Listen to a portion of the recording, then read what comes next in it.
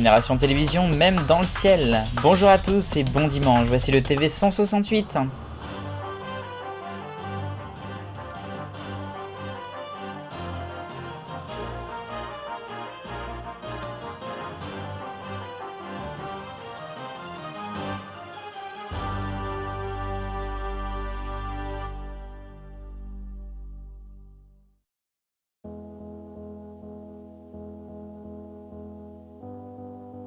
À la une du TV 168, j'espère que vous êtes bien assis car on va voir des audiences stratosphériques. Un haut potentiel d'intérêt pour TF1 avec une série qui était déjà un événement et qui devient un phénomène. HPI, haut potentiel intellectuel, vous l'aurez reconnu. Un score de fou déjà la semaine dernière, 9,3 millions de téléspectateurs en moyenne sur les 2 épisodes, 40% de part de marché. On aurait pu imaginer une baisse, au meilleur ça stagne, mais non, ça monte et très haut. Un record de 10,5 millions de téléspectateurs pour le premier épisode cette semaine, 41,5% de part de marché, une moyenne sur les 2 de la semaine à 9 millions, 42,4%. Ouais, c'est stratosphérique, c'est ouf. C'est pas arrivé je crois depuis 2007 avec un épisode de Joséphine Ange Gardien d'avoir un prime time au-dessus des 10 millions hors sport et enfoiré. Mais c'est pas tout, parce qu'il y a le replay.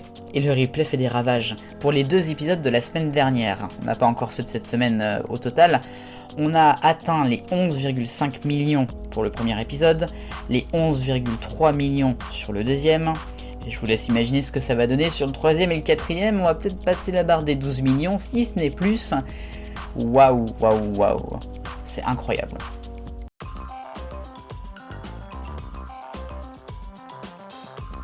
Le rayon actu, et on commence avec un rayon football, destination l'Euro, qui va se dérouler du 11 juin au 11 juillet dans 11 villes, décidément il y a que des 11, dans 11 villes du continent. Ça sera diffusé sur TF1, sur beIN et donc sur M6. M6 qui va proposer plusieurs programmations un peu spéciales. Il y aura notamment les matchs, dont la finale, mais aussi le mag 100% Euro présenté par Marie Portolano, la nouvelle recrue, et une chaîne digitale sur Sisplay avec d'anciens matchs. On continue avec un rayon France 2 et sans doute un arrêt pour l'émission Le Grand Échiquier qui était revenu il y a quelques années, présenté d'abord par Anne-Sophie Lapix, puis par Anne-Elisabeth Lemoine cette année. Ça n'a jamais vraiment marché et on a eu des scores qui étaient quand même très mauvais, à peine 1 million de téléspectateurs sur les derniers numéros. Ça avait également changé de case, il y a eu le jeudi, il y a eu le samedi, bref ça sent mauvais. Et puis on reste sur France 2, on l'a appris vendredi, Jacques Cardoz, qui est notamment présentateur de compléments d'enquête et qui a une grande carrière au sein de France Télévisions en tant que correspondant par exemple, a décidé de quitter la chaîne et de quitter le groupe. Il va devenir, s'il vous plaît, le responsable de la communication de l'Olympique de Marseille. Hop, l'OM, vous avez bien compris. Et ben bonne chance à lui pour cette nouvelle aventure.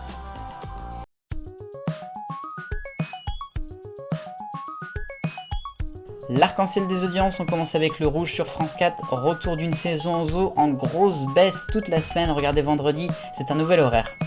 En orange sur France 2, Bruxelles, ton univers impitoyable, le prime time de jeudi, bon bah score nul, c'était face à HPI mais ça aurait pas fait plus à mon sens.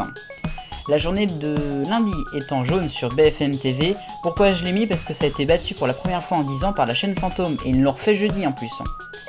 En vert, Mon gâteau est le meilleur de France sur M6, qui monte un petit peu par rapport à la semaine dernière, c'est pas mal. En bleu clair, Meurtre au paradis, lundi sur France 2, 4 800 000, énorme hausse en une semaine. En bleu foncé, Cassandre sur France 3, samedi 1er mai, 5 millions, c'est pareil par rapport au lancement de la précédente saison sur le confinement. Et puis HPI, bon bah j'en ai parlé, pas besoin de dire plus d'infos, 10 millions. 10 millions. Les audiences d'avril 2021, à retenir une grosse baisse pour TF1, petite pour France 2 et pour France 3. À noter BFM TV passe 7ème chaîne de France. En deuxième page, vous regardez les chaînes qui vous intéressent, à noter la grosse hausse de Gulli et dans une moindre mesure de Canal+. Et puis enfin à noter les dernières chaînes, pareil ça ne bouge pas trop par rapport au mois dernier. France 4 est toujours avant-dernière à 1% et France Info stagne à 0,7%.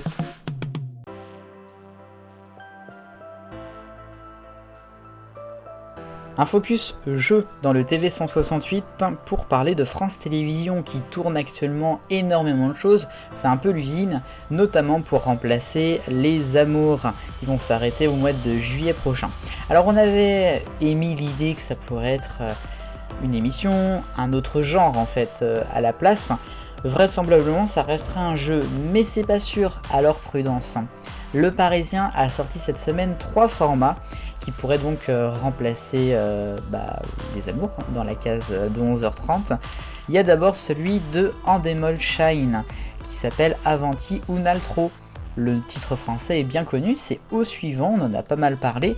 Il y avait un pilote qui avait été tourné par TF1 avec Christophe de Chavannes il y a quelques années. Et Bruno Guillon a tourné la version 2021 qui pourrait s'appeler d'ailleurs Chacun son tour. Plusieurs candidats vont se relayer pour battre un champion et gagner un jackpot de 250 000 €. Ensuite, il y a un autre format de E-Prime qui est une création française, une équipe formidable. C'est un peu la famille en or avec des questions de culture générale, des membres d'une famille ou des amis. Olivier Mine et Bruno Guillon sont sur le dossier.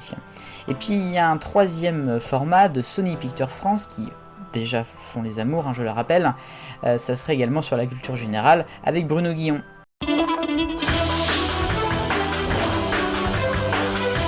Les Poingues sur France 3 Centre Val-de-Loire. La chaîne régionale est à l'honneur à cause d'un documentaire qui a été censuré sur les traditionnelles fêtes de Jeanne d'Arc qui sont à Orléans chaque année, et c'est un documentaire qui a été notamment financé par la mairie d'Orléans. Documentaire un peu trop politique selon la chaîne et donc qui a décidé de suspendre la diffusion. Sauf que ça n'a pas plu du coup au maire d'Orléans qui a parlé sur une chaîne fantôme cette semaine et qui a notamment dénoncé le président de la chaîne, c'est Jean-Jacques Bazier. Ce dernier a apparemment reçu des insultes et des menaces sur les réseaux sociaux. Un peu compliqué comme histoire.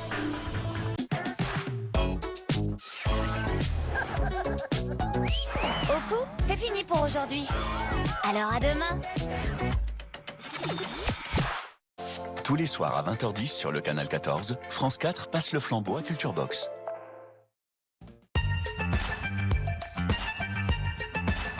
Culture Box. Vous êtes bien sur le canal 14. Dorénavant, c'est ici que le spectacle continue. L'instant de la semaine, c'était lundi sur France 4, le lancement de Culture Box juste après Au coup. Vous venez de voir les images. Allez, tout de suite, je vous mets en bonus le bug de la semaine, samedi dans le Trésor de France 2, c'est rigolo.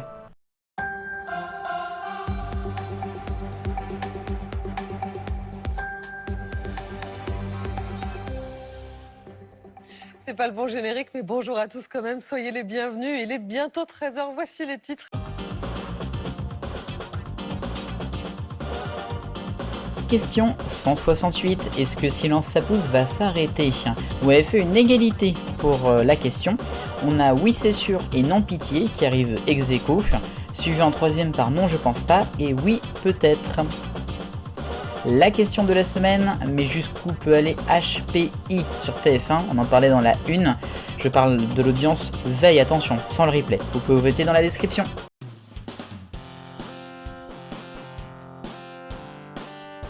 L'agenda télévisuel pour la semaine à venir. Ce lundi sur France Info à 19h50, vous retrouverez en temps réel la soirée de l'élection présidentielle 1981 diffusée sur Antenne 2.